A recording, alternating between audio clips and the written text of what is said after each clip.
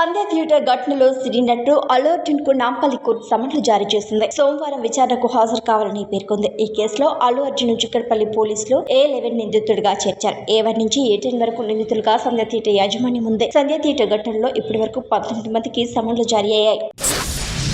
నటి రష్మిక మందన కృతి సనన్తో తనకు ఎలాంటి పోటీ లేదని నటిమణుల మధ్య పోటీ అనేది పాత అపోహ అని స్పష్టం చేశారు. కాక్టైల్ 2 షూటింగ్ సమయంలో ఇద్దరు మంచి స్నేహితులుగా మారి ఒకరికొకరు మద్దతుగా నిలిచామని చెప్పారు. తెరపై కూడా ఆ స్నేహం కనిపిస్తుందని ఆశాభావం వ్యక్తం చేశారు. విజయ్ దేవరకొండతో వివాహం తర్వాత రష్మిక నటించిన తొలి చిత్రమైన కాక్టైల్ 2కు ప్రేక్షకుల నుంచి మంచి స్పందన లభిస్తోంది. సమంత తన బరువు తగ్గడంపై వస్తున్న విమర్శలకు స్పందిస్తూ అంత్యం కోసం డైటింగ్ చేయలేదని స్పష్టం చేశారు. మయోసైటిస్ వ్యాధి కారణంగా తీవ్ర ఆహార నియమాలు పాటించాల్సి వచ్చిందని వెల్లడించారు. కోలుకున్న తర్వాత మొదటిసారి తిన్న జెలాటో ఐస్ క్రీం జ్ఞాపకార్థమే తన పెంపుడు పిల్లికి ఆ పేరు పెట్టినట్లు చెప్పారు.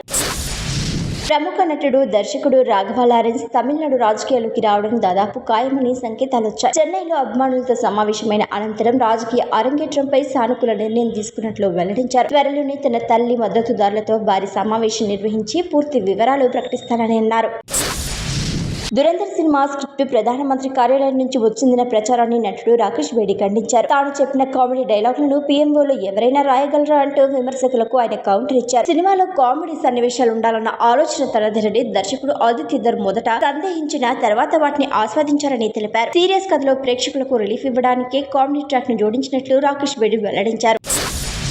ప్రభాస్ SS రాజమౌళి కాంబినేషన్ లో వచ్చిన బాహుబలి ఫ్రాంచైజీకి కొనసాగింపుగా రూపొందుతున్న Baahubali the eternal war animation చిత్రం అంతర్జాతీయ వేదికపై సందడి చేయనుంది. ఫ్రాన్స్ లో జరుగుతున్న ప్రతిష్టాత్మక అన్సేరీ ఇంటర్నేషనల్ యానిమేషన్ ఫిల్మ్ ఫెస్టివల్ లో ఈ చిత్రం వర్క్ ఇన్ ప్రోగ్రెస్ విభాగంలో ప్రదర్శించబడనుంది. ఈ చిత్రానికి SS రాజమౌళి సమర్పకులుగా వ్యవహరిస్తుండగా బుకింగ్స్ ప్రారంభమైన 2 నిమిషాల్లోనే అన్ని టికెట్లు అమ్ముడుపోవడం విశేషం. ప్రభాస్ తాజాగా సంగీతం చిత్రాన్ని వీక్షించి నిర్మాత నాగశ్విన్తో సరదాగా మాట్లాడారు. నా వాయిస్ లో ఏమైనా సమస్య ఉందా, నాకు పాటలు పాడడం రాదనుకున్నారా అంటూ తన సినిమాలో భాగం చేయకపోవడంపై చమత్కరించారు. 49 ఏళ్ల వయసులో సంగీతం శ్రీనివాసరావు తెరకెక్కించిన ఈ చిత్రాన్ని నాగశ్విన్ నిర్మించారు. ప్రభాస్ వ్యాఖ్యలు సోషల్ మీడియాలో అభిమానులను ఆకట్టుకుంటున్నాయి.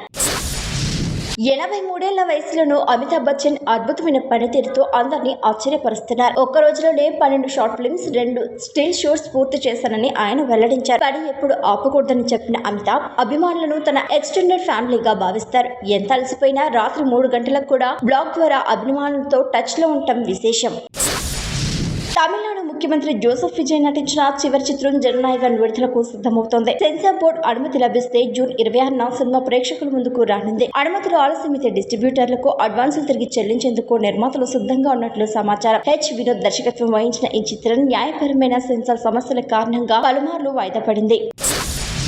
పెద్ద చిత్రంలో హీరోయిన్ పాత్ర చిత్రీకరణపై వచ్చిన విమర్శల నేపథ్యంలో దర్శకుడు బుచ్చిబాబు సానా క్షమాపణ చెప్పడాన్ని గేయ రచయిత అనంత్ శ్రీరామ్ తప్పుపట్టారు. సక్సెస్ మీట్ లో మాట్లాడిన ఆయన దర్శకుడి సృజనాత్మకత స్వేచ్ఛను సోషల్ మీడియా విమర్శతో పరిమితం చేయకూడదన్నారు. పల్లెటూరు నేపథ్యంలో పాత్రలు సహజంగా కాస్త పచ్చిగా ఉండటం సాధారణమేనని పేర్కొన్నారు. బుచ్చిబాబు క్షమాపణ చెప్పాల్సిన అవసరం లేదని అనంత్ శ్రీరామ్ స్పష్టం చేశారు.